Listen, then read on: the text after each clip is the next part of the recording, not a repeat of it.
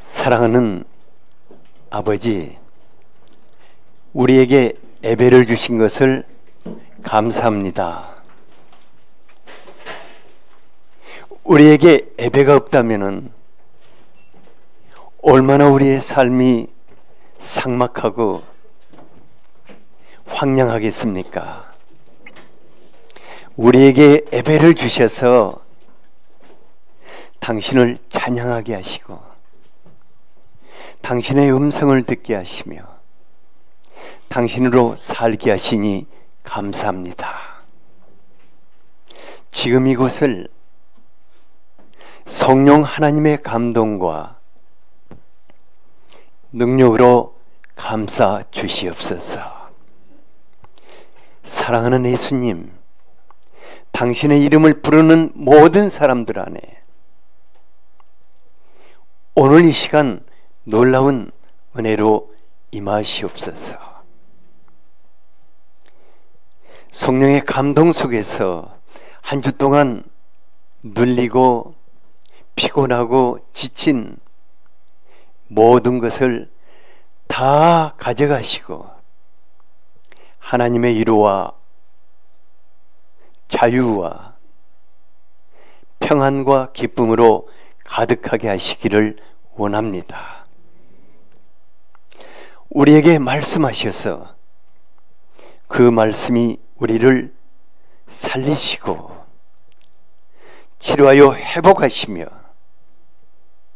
우리의 삶을 새롭게 하여 주시옵소서. 오늘 성령 하나님의 큰 감동과 능력이 이 예배 속에 나타나게 하시옵소서. 지금 올려드리는 이 성가를 주께서 기뻐하시고 그대로 우리를 만나 주시옵소서. 당신을 기대합니다. 환영합니다. 예수 그리스도 이름으로 기도하였습니다. 아멘.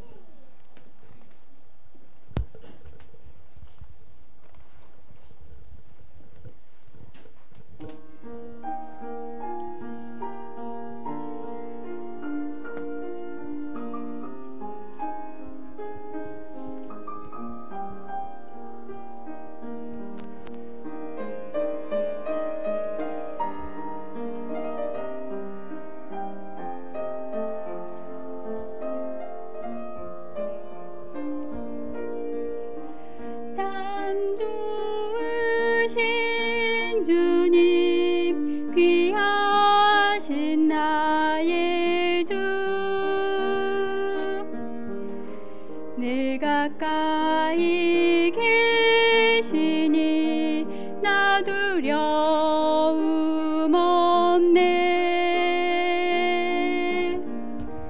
내 영이 고날 때 내 맘 낙심될 때 내 품에 안기라 주님 말씀하셨네.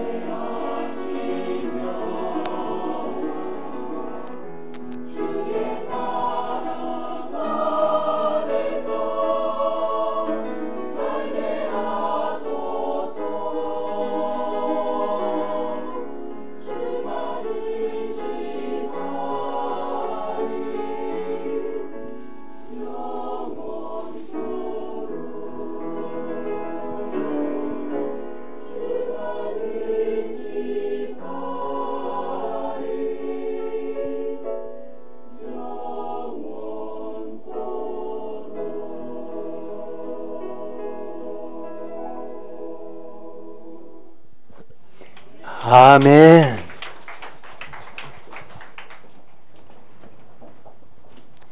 오늘의 말씀입니다.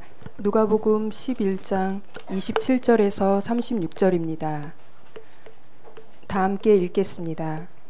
이 말씀을 하실 때에 무리 중에서 한 여자가 음성을 높여 이르되 당신을 뵌 태와 당신을 먹인 젖이 복이 있나이다 하니 예수께서 이르시되 오히려 하나님의 말씀을 듣고 지키는 자가 복이 있느니라 하시니라.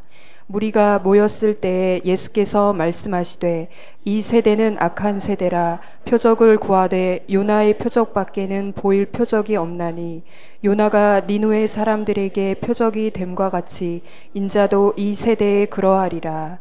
심판 때에 남방 여왕이 일어나 이 세대 사람을 정죄하리니 이는 그가 솔로몬의 지혜로운 말을 들으려고 땅끝에서 왔음이거니와 솔로몬보다 더 큰 이가 여기 있으며 심판 때에 니느웨 사람들이 일어나 이 세대 사람을 정죄하리니 이는 그들이 요나의 전도를 듣고 회개하였음이거니와 요나보다 더 큰 이가 여기 있느니라.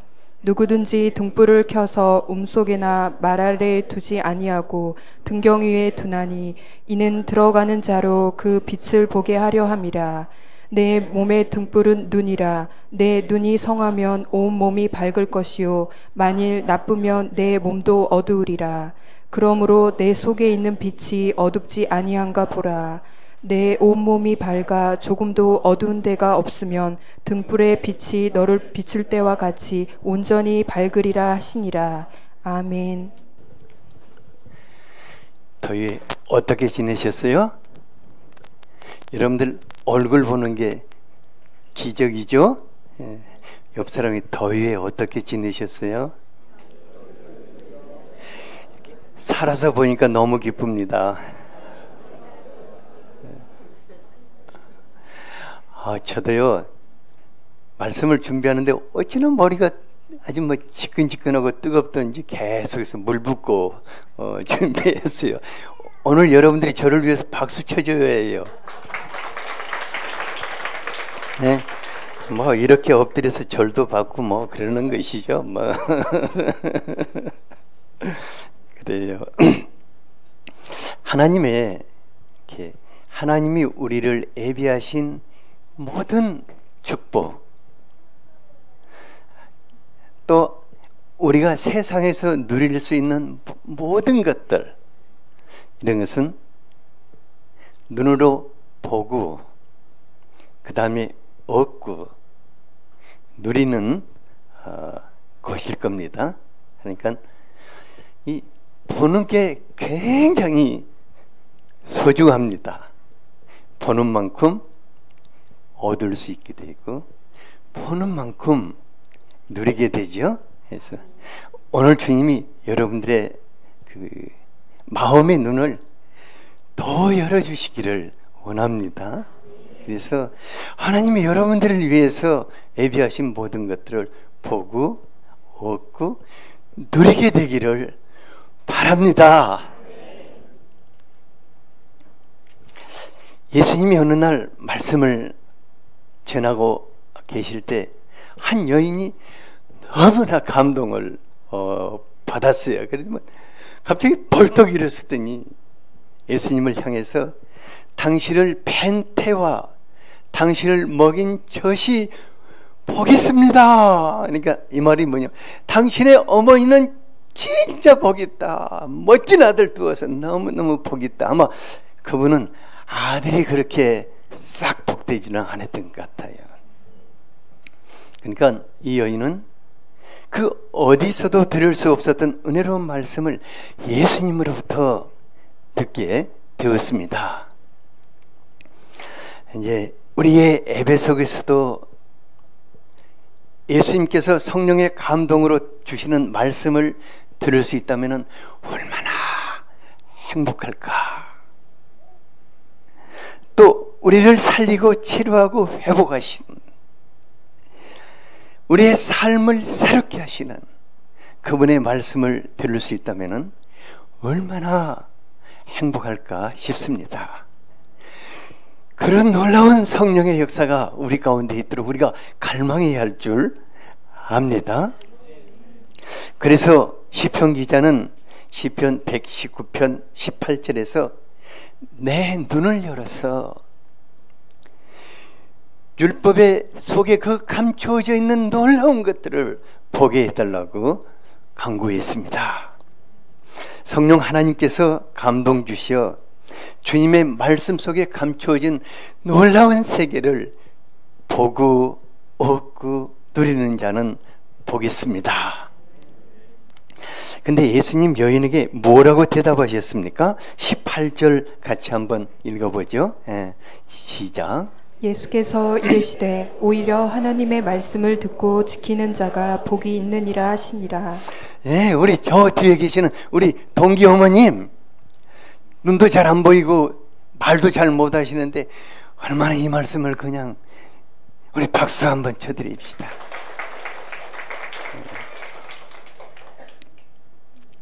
예수님은 하나님의 말씀에 감동을 받았으면은 그 말씀을 마음에 담고 지키며 살라고 하신 것입니다. 그러니까 하나님의 말씀을 들을 때 감동을 받아서 아멘, 아멘 할 수 있는 분은 복이 있습니다. 우리 반영아 집사님 같은 분은 진짜 복 있어요. 왜냐하면 내가 엉터리 같은 말을 전해도 아멘, 아멘. 이런 분들은 진짜 복 있는 분입니다. 그런데 더 복 있는 사람은 이 아멘으로 받아들인 이 말씀을 마음에 간직하고 그 말씀을 지켜서 살아가는 사람입니다.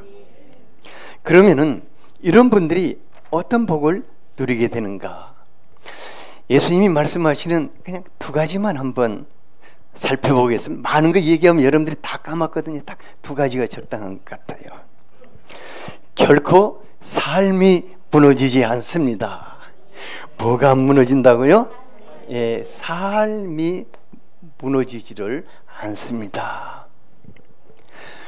말씀의 감동은 우리에게 큰 기쁨과 위로와 자유와 평화를 주지만은 지켜 살지 않으면 그 감동이 얼마나 가든가요? 하루 가기가 쉽지는 않습니다. 하지만 마음에 담은 말씀으로 사는 사람들은 인격이 변하게 됩니다. 삶이 변하게 됩니다. 미처 생각하지도 못했던 것들이 자기에게 다가오는 것을 보게 될 것입니다. 시편 1편 3절에 보면은 저는 시냇가에 심은 나무가 시절을 쫓아 과실을 맺고 그 잎사귀가 마르지 아니함 같으니 그가 행하는 모든 일들이 잘 풀려 형통케 된다고 하였습니다. 이는 우리에게 말씀에 감동을 주신 성령 하나님께서 지키고자 하는 사람들에게 그 말씀을 그대로 실행해 나가시기 때문입니다. 며칠 전에 이제 사업을 하는 한 장로님이 오셔가지고 자기 자신 안에 있는 그 진실한 고통을 토로하시더라고요. 목사님, 사업하기가 너무너무 진짜로 힘들어요. 잘 나가던 사람도 폭풍 한번 만나버리고 거래처 끊기고 자금출 막히면은 하루아침에 뻗어나서 그냥 무너져 버린다고 그래요. 그분의 말을 듣다가 정말 우리가 사는 세상이 너무너무 어렵구나. 절로 기도가 나와요. 그러면서 한편으로 무슨 생각이 제 마음에 들었냐면은 저와 우리 성도님들이 세상이 진짜 어려울수록 하나님을 더 견고하게 붙들고 말씀을 쫓아 살아야겠구나 하는 생각을 하게 되었습니다. 우리가 마태복음 7장 24, 25절을 같이 한번 읽어보죠. 시작. 그러므로 누구든지 나의 이 말을 듣고 행하는 자는 그 집을 반석 위에 지은 지혜로운 사람 같으리니 비가 내리고 창수가 나고 바람이 불어 그 집에 부딪히되 무너지지 아니하나니 이는 주추를 반석 위에 놓은 까닭이요. 주님의 말씀을 듣고 행하는 사람은 자기 인생의 기초를 그 말씀하신 주님 위에 세우는 것입니다. 그래서 그분이 어떤 시련과 환난을 닥쳐와도 견고하게 붙들어 주시기 때문에 무너지지 않는 것입니다. 모든 사람들이 그 세상의 흐름을 쫓아서 정말 몸부림치면서 달려가고 있을 때 내가 하나님 주님의 말씀을 쫓아 사는 것이 정말 쉽지 않을 것입니다. 내가 이렇게 살아야 이게 정말 맞는가 하고 수없이 갈등하게 될 것입니다. 하지만 젊은 날, 고은아, 너가 지금 젊은 날, 이 젊은 날 하나님의 말씀을 쫓아 사는 사람들은 복이 있습니다. 왜냐하면 그 말씀을 쫓아 살면서 험한 세상 속에서 하나님과 더불어 여러 가지 어려움들을 극복하고 헤쳐나가면서 믿음으로 사는 법을 배우게 될 것입니다. 엄청난 재산입니다. 또 나이가 이제 조금 더 든 우리 병욱 집사님이 이제 하나님의 말씀을 쫓아 살다 보면은 삶을 형통케 하시고 축복하시는 하나님을 체험하게 되지 않습니까? 얼마나. 그리고 이제 나이가 조금 더 든 우리 강 집사님 같은 분이 하나님의 말씀을 쫓아 살다 보면은 그러니까 황혼이 깃들수록 더 폭풍우가 심할수록 그분이 나를 붙잡고 계신다는 것을 체험하지 않아요?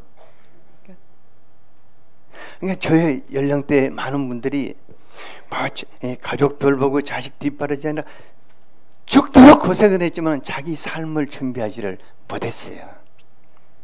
거기다가 하나님까지도 없으니까 조금만 어려움이 부딪히면 그냥 막 무너지는 것들을 볼 수가 있습니다. 그런데 하나님을 붙잡고 살아온 분들은 내게 말씀해 오시고 말씀을 쫓아 살도록 붙들어 주신 그분이 나의 삶 속에 돌보미로 같이 계셔서 나를 이끌고 가신다는 것을 체험할 수 있게 될 것입니다. 그리고 많이 다른 사람들에게 나눠줄 수가 있어요. 정말 다른 사람들에게 나눠줄 수가 있어요. 우리 비희 집사님 지금 이제 50 조금 넘었죠. 그죠? 지금도 많이 다른 사람들에게 나누어 줄 것이 있죠. 그런데 60이 넘으면 어떻겠어요? 더 많아지겠죠. 조혜원 집사님 만약에 70이 넘어간다면 어떻겠어요? 진짜로 많아지겠죠. 저기 된 영희권사님 80이 넘어간다면 어떻겠어요?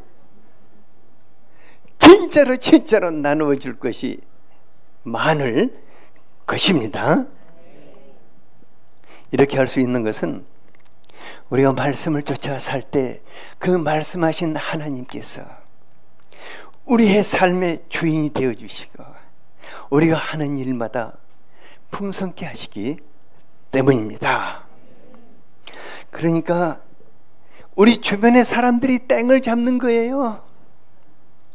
여러분들의 주변의 사람들이 덕을 보는 거예요. 옆 사람이 당신이 말씀을 쫓아 살면은 당신 주변의 사람들이 땡 잡습니다.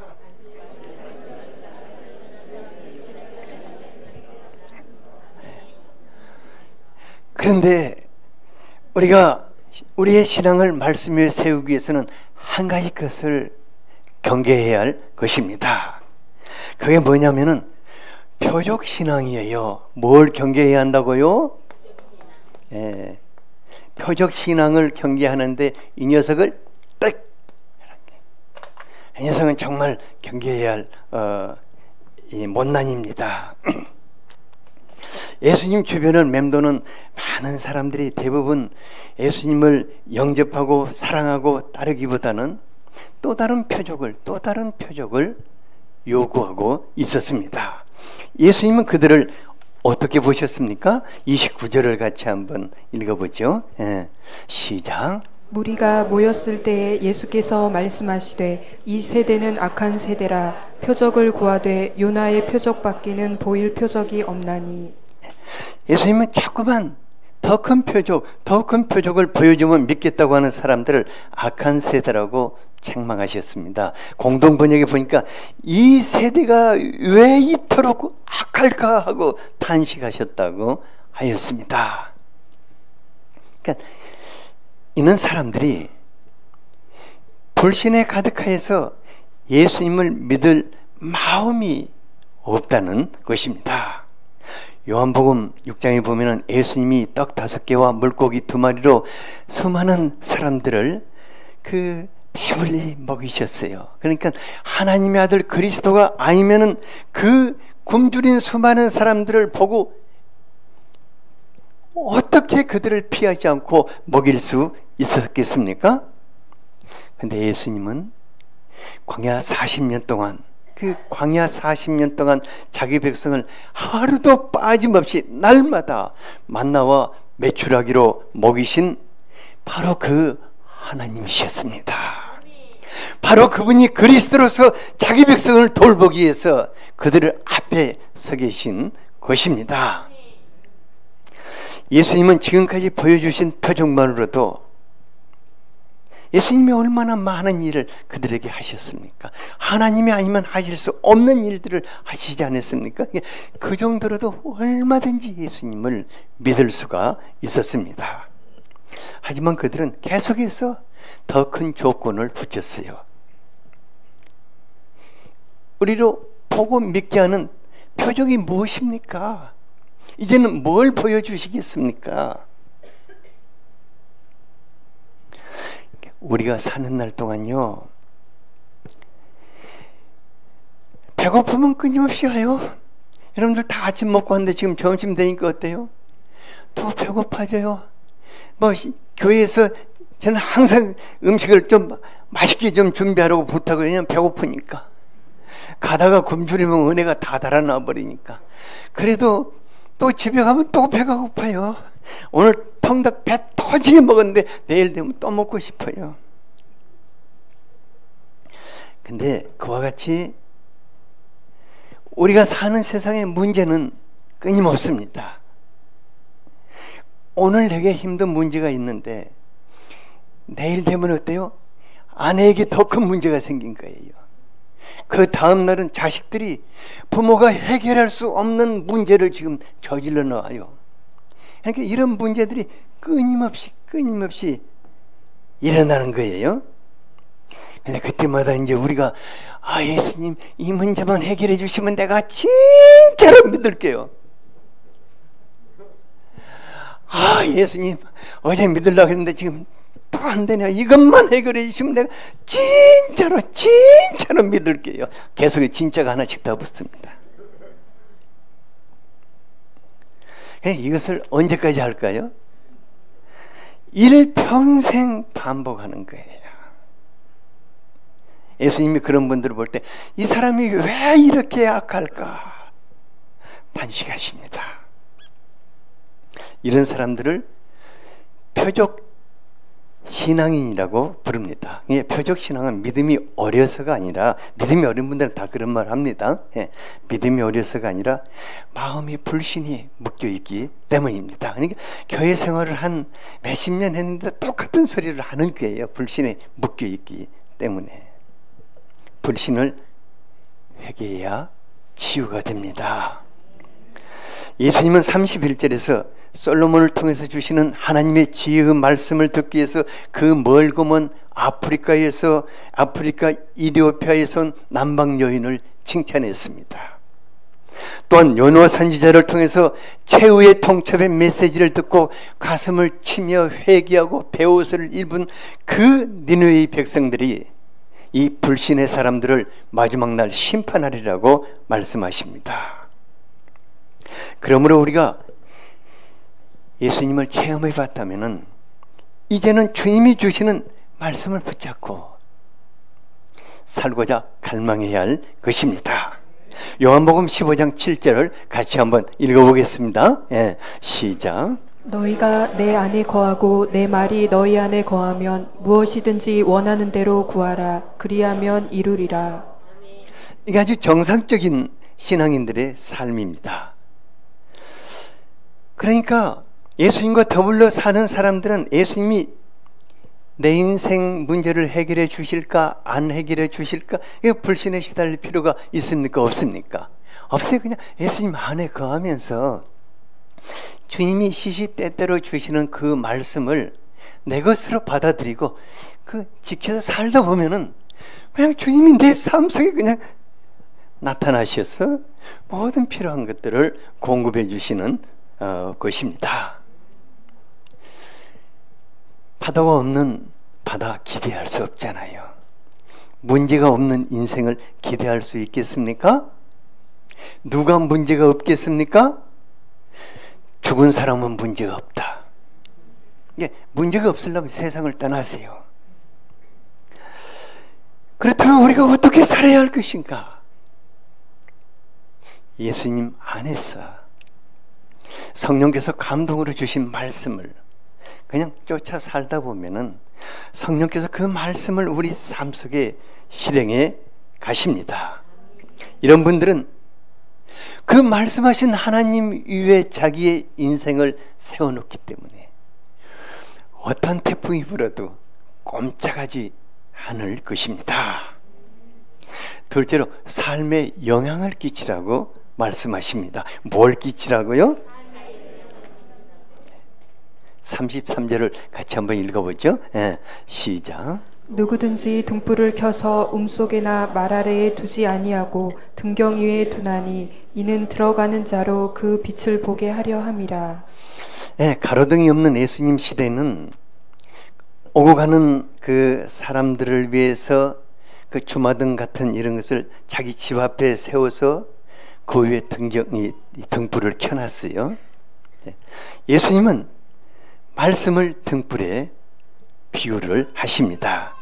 시편 119편 이제 105절을 보면은 주의 말씀은 내 발의 등이요 내 길의 빛이라고 하였습니다. 그러니까 주님의 말씀은 내 발걸음마다 비춰주는 등입니다. 그리고 우리의 인생길을 진리로 이끌어 가시는 진리의 빛인 것입니다. 뿐만 아니라 이렇게 사는 사람들은 바로 그 사람 뒤에 따라오는 자식들, 그 사람 뒤에 따라오는 사람들이 그를 통해서 빛을 보고 실족하지 않고 진리의 길을 갈 수 있게 되는 것입니다. 그런데 예수님의 말씀을 내 발의 등이고 내 길의 빛으로 여기고 사는 사람들은 놀라운 기적이 그 사람 안에서부터 일어나게 됩니다. 34절 어떤 기적이 일어나는가 이 말씀이 여러분들 안에 일어나기를 바랍니다. 시작. 내 몸의 등불은 눈이라. 내 눈이 성하면 온 몸이 밝을 것이요 만일 나쁘면 내 몸도 어두우리라. 눈이 병들고 나쁜 사람은 고생이 정말 많아요. 이제 시각장애가 심해서 보지 못하면은요 모든 것을 오해하게 돼요. 그러니까 모든 것을 믿을 수가 없어요. 누가 자기를 손을 붙잡고 지금 잘 끌고 가는데 자꾸 맞습니까? 이 길이 맞습니까? 이 길이 맞습니까? 이 길에 혹시 무슨 건물이 계속 묻는 거예요. 제발 말 안 하고 따라오면 좋겠는데 아니면 안 보이니까 오해와 불신이 이렇게 많은 거예요. 그리고 삶이 얼마나 어둡고 불행한지 몰라요. 한 번은 이제 부산에 그 시각장애 학교 선생님인데 그분이 그 눈이 이제 젊었을 때부터 눈이 어두워져 가지고 시력을 다 잃어버렸는데 마음에는 그 빛이 조금 자기 눈을 통해서 이렇게 들어온대요. 근데 어느 날 그 빛이 없어져 버렸어요. 그래가지고 이제 저를 찾아와서 막 통곡을 하는 거예요. 그것이 없어져 버렸다고. 보이지 않는 것은 나 괜찮은데 내 마음의 무엇을 통해서 들어온 그 희미한 빛이 없어졌다고. 그 통곡하는 것이 어찌나 가슴이 아파가지고는 그분을 붙잡고 이제 기도하기 시작했어요. 근데 하나님께서 놀라운 환상을 보여주시는 거예요. 너무 아름다운 눈을 하나 보여주시는데 막 빛으로 가득한 거예요. 근데 기도를 마치고 나는데 이분이 너무너무 기뻐하시면서 목사님, 내가 지금 다른 세계가 보이기 시작한다고 그래요.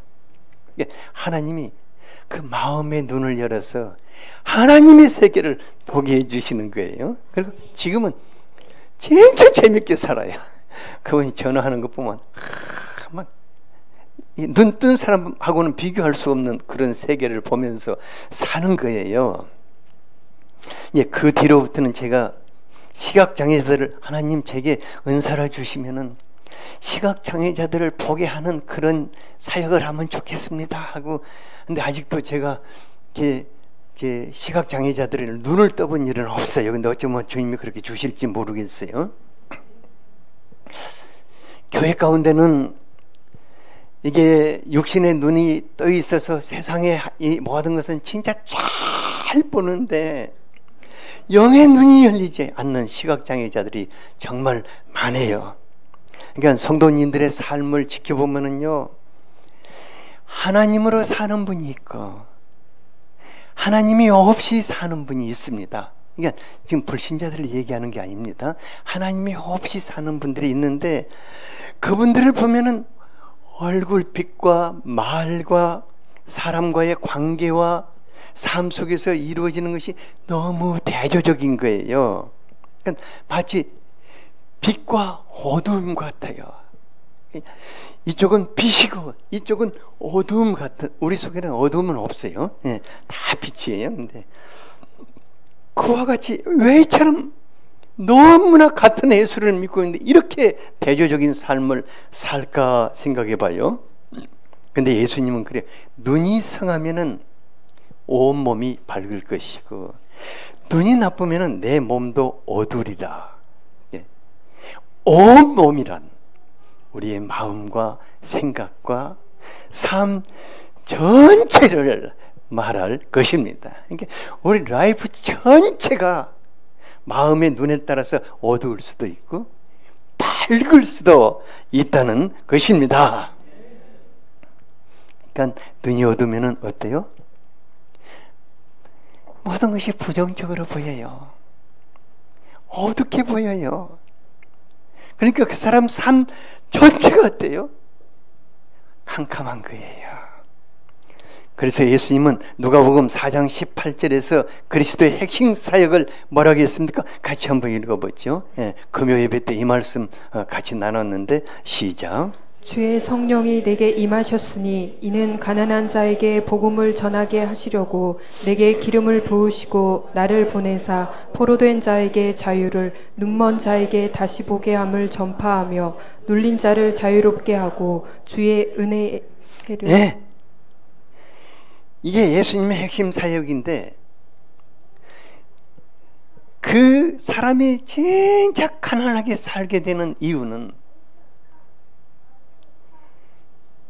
묶인 자들을 풀어주시는 그분,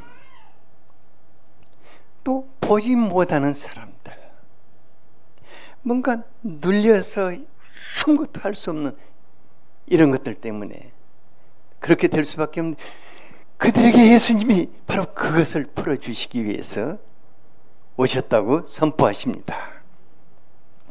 제가요, 영의 눈이 열리지 않을 때 정말 지금 생각해 보니까 진짜 침침하고 답답하게 살던 사람 중에 하나였어요. 그러니까 제가 이게 돌이켜보면요, 제가 적당하게 사는 것을 잘 못하기 때문에 무엇을 하면 최선을 다해봐요. 말씀을 준비하면 막 밤을 지새워가면서 밤새 사발커피를 마시면서 막 그렇게 준비를 하는 거예요. 또 누구를 위해서 내가 어떤 사람의 문제를 풀어줘야겠다 그러면은 그 자갈 개천에 가서 막 무릎이 다 상할 때까지 기도하고 그냥 창자가 밀려 나올 때까지 이제 기도하는 거예요. 그렇게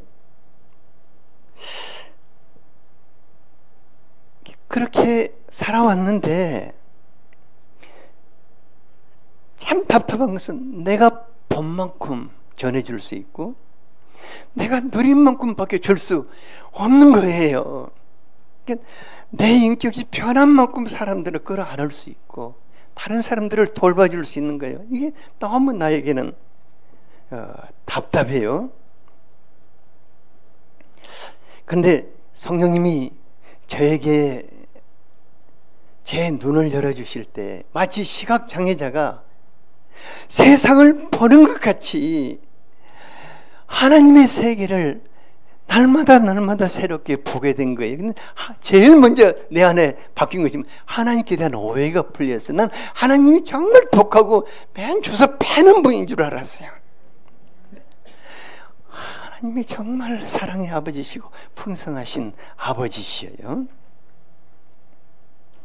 그래서 이제 그 사도 바울이 에베소서 1장 17절에서 18절에 그 말한 것 같이 하나님을 알게 됐고 그분이 나를 부르셔서 목회자로 세우신 소망도 알게 됐고 하나님이 내게 주시는 그 영광의 풍성함도 알게 됐고 성령의 능력으로 역사하시는 그 놀라운 능력도 알게 되고 그러니까 지난날에는 죽도록 해서 밥을 해놨는데 국을 끓여놨는데 맹탕 아니면 소금국이에요.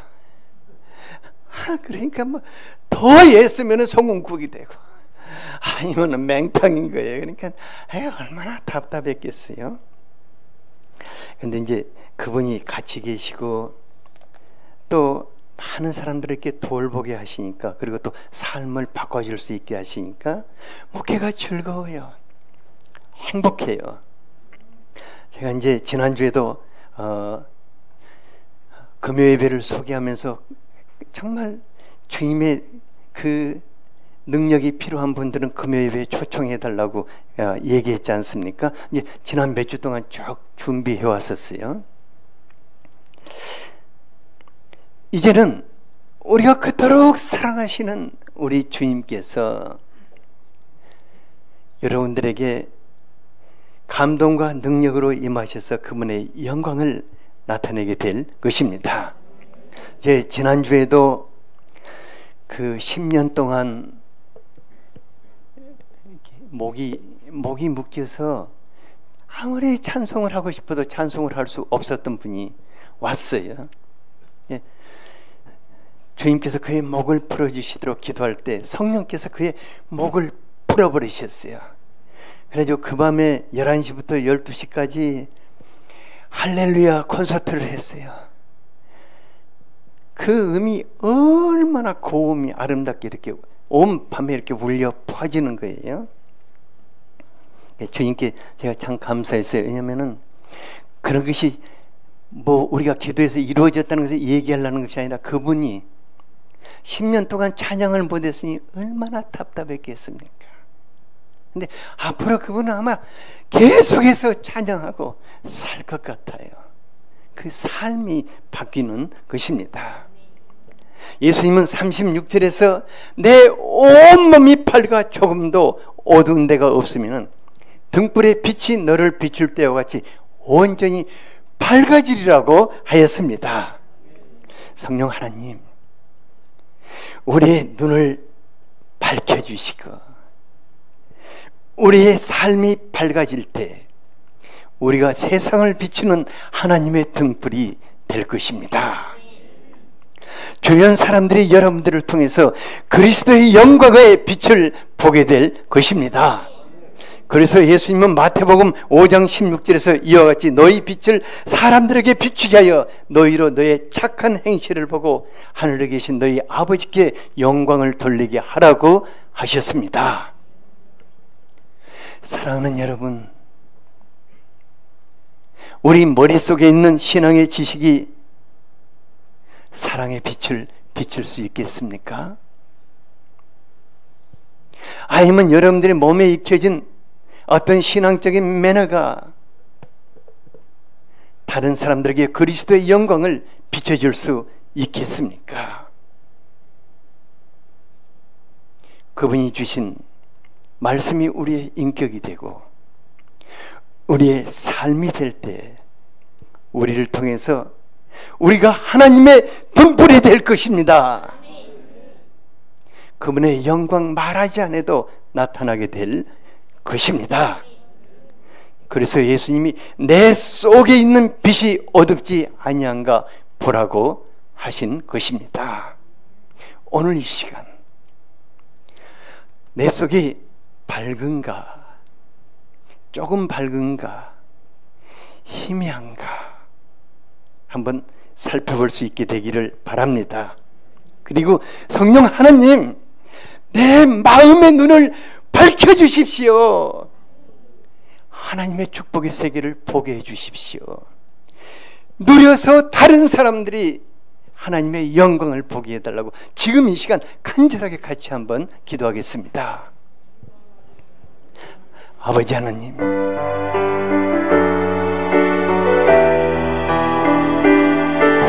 지금 이 시간 성령 하나님의 능력으로 우리의 마음의 눈을 밝혀주시기를 원합니다. 우리가 보지 못했던 하나님의 세계를 보게 하여 주시옵소서.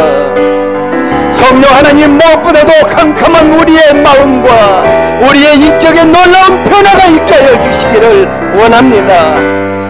말씀이 우리의 삶이 되게 하여 주시옵소서. 말씀이 우리의 삶이 되어서 많은 사람들이 하나님의 영광의 빛을 보게 하여 주시기를 원합니다. 주님, 우리가 우리 시대를 향하는 하나님의 등불이 되게 하여 주시옵소서. 사랑하는 주님, 우리의 마음의 어두운 것들을 몰아내시옵소서. 성령의 능력으로 눈을 뜨게 하여 주시옵소서. 눈을 밝혀주시옵소서. 하나님의 놀라운 것들을 체험하고 누리며 나누게 하여 주시기를 원합니다. 예수 그리스도 이름으로 기도하였습니다. 아멘.